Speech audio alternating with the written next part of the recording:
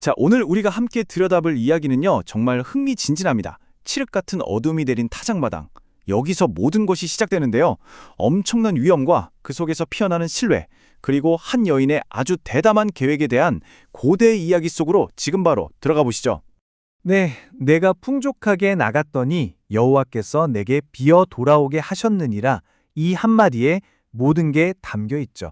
바로 나오미의 절규입니다. 남편도 두 아들도 모두 잃고 며느리 룻과 단둘이 남겨진 정말 말 그대로 모든 것을 잃은 절망적인 상황에서 우리 이야기는 시작됩니다. 자, 그럼 이 이야기의 긴장감을 제대로 느끼려면 먼저 이 두 여인이 처한 상황이 정말 얼마나 절박했는지를 알아야 해요. 보세요. 불과 10년 만에 나오미의 세상이 완전히 무너져 내린 겁니다. 기근을 피해 떠났다가 남편을 잃고 두 아들마저 잃었죠. 이게 왜 그렇게 심각하냐면 당시 가부장 사회에서는요, 남편이나 아들 같은 남성 보호자가 없는 과부는 그냥 아무런 경제적, 사회적 보호를 받을 수가 없었어요. 말 그대로 텅 빈 존재가 되어버린 거죠. 하지만 모든 희망이 사라진 건 아니었습니다. 완전히 절망적인 상황 속에서 한 줄기의 빛이 있었거든요. 바로 고대 이스라엘 율법에 있었던 아주 독특한 제도, 일종의 사회 안전망 같은 건데요. 이게 이 이야기 전체를 풀어가는 열쇠가 됩니다. 그게 바로 고엘이라고 불리는 건데요. 우리말로는 기업 물을 자라고 번역해요.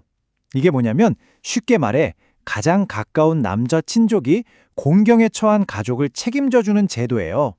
자, 이 고엘에게는요, 아주 구체적이고 막중한 의무들이 있었습니다. 여러 의무들이 있지만 여기서 가장 중요한 건 바로 저 마지막 항목이에요. 자녀 없는 과부와 결혼해서 가문을 이어주는 것. 바로 이게 나오미와 룻에게는 유일한 희망이었던 거죠.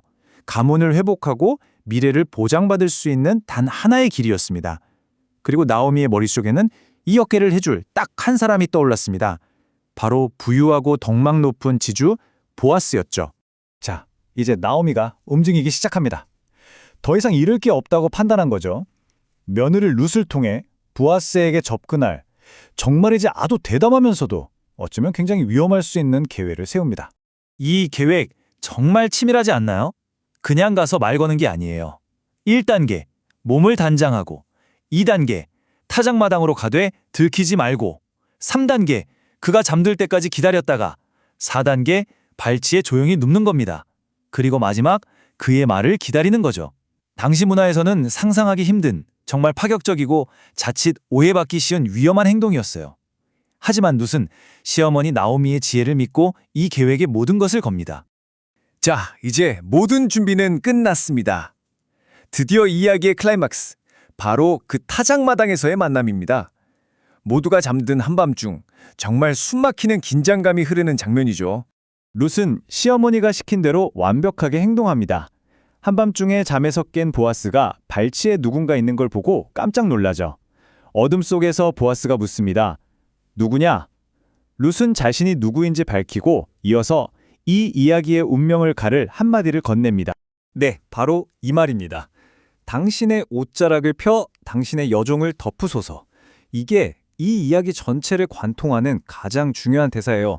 여러분, 이건 그냥 추우니까 이불 좀 덮어달라는 얘기가 절대 아닙니다. 여기서 옷자락이라는 단어, 히브리어 원어로 보면 날개라는 뜻도 가지고 있어요. 정말 멋지지 않나요? 그러니까 룻은 지금 보아스에게 당신의 날개 아래 저를 품어주세요라고 말하고 있는 거예요. 이건 아주 공식적인 청혼입니다. 저의 고엘, 저의 기업 물을 자가 되어 저를 보호하고 저와 결혼해주세요라는 아주 용감한 요청인 거죠.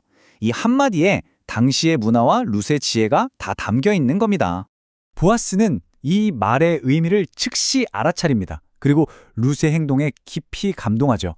왜냐하면 젊고 예쁜 룻이 얼마든지 다른 젊은 남자들을 만날 수도 있었을 텐데 그렇게 하지 않고 오직 죽은 남편의 가문을 잇기 위해 시어머니를 위해 이런 선택을 한 거잖아요. 보아스는 바로 이 룻의 헤세드, 즉 변치 않는 신실함과 그 책임감에 탐복한 겁니다. 자, 그래서 보아스는 당연히 돕겠다고 약속합니다. 그런데 여기서 예상치 못한 변수가 등장해요. 보아스가 말하길 사실 나보다 더 가까운 친족이 한 명 있소. 법적으로는 그 사람에게 우선권이 있소. 라고 하는 거죠. 일이 좀 복잡해졌죠? 하지만 보아스는 책임감 있는 사람이었습니다.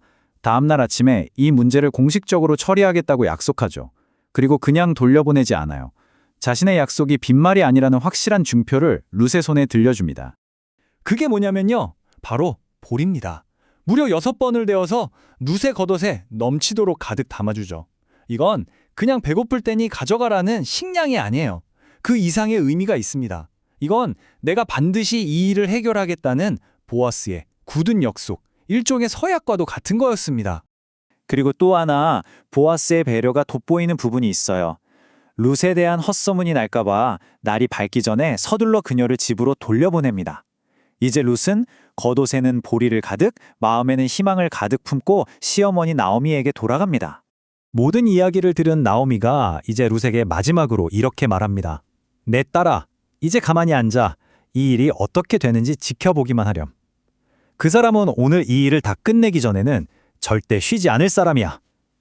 나오미의 그 담대했던 계획이 정확히 맞아떨어진 거죠.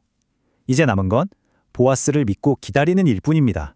자, 텅 비었다고 절망했던 그들의 삶이 이제 충만함이라는 약속, 바로 문 앞에 서 있습니다. 정말 대단한 반전이죠? 이 모든 건 한 여인의 용감한 행동, 그리고 그 용기에 책임감으로 응답한 한 남자가 있었기에 가능했습니다. 이 이야기는 우리에게 묻는 것 같아요. 더 나은 미래를 위해서 우리는 과연 어떤 계산된 위험을 감수할 용기가 있는가 하고요. 오늘 이야기 함께해 주셔서 감사합니다.